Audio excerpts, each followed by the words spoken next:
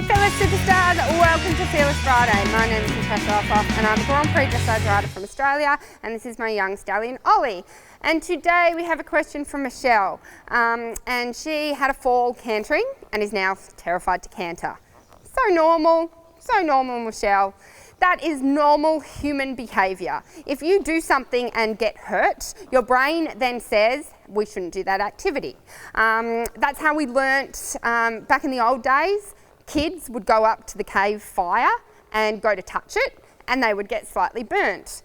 Straight away, their brain said, fire means hot, don't touch it again.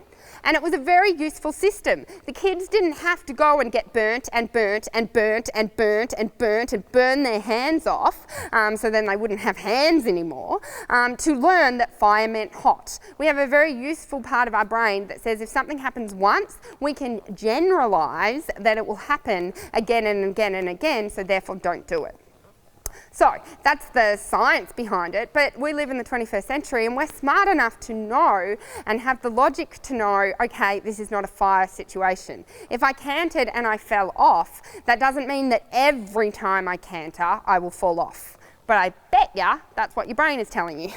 So you need to retrain your brain and tell it, every time I canter does not mean I will fall off. Every time I canter, it is actually the most exciting, exhilarating, most amazing thing that I've ever done. So let me just have a canter. Hey, you can't say that this isn't fun. This is hilariously fun. Look at me, I've got a smile on my face. Now, when I was learning how to canter, I fell off. And it hurt, and I was scared, and cantering is really fast. Like, you're out of control. I get that. Come on, go for a gallop.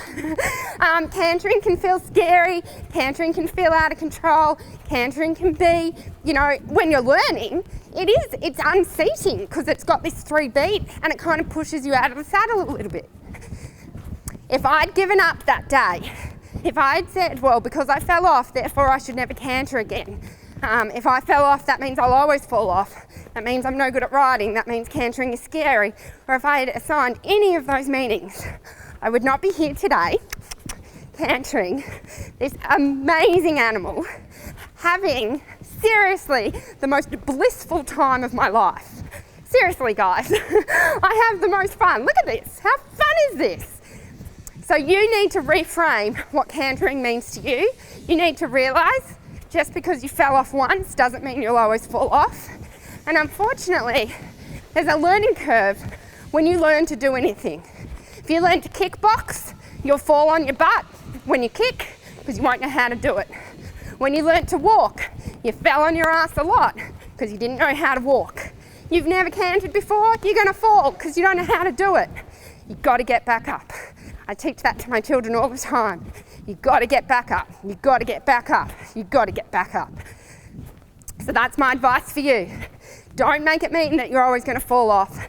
Don't shy away from the fun and the joy and the bliss that is waiting for you when you step up and become the rider you need to be and do what you need to do to get the skills to be able to do what you do better. So that's my advice. Hope it helps. Trust it helps.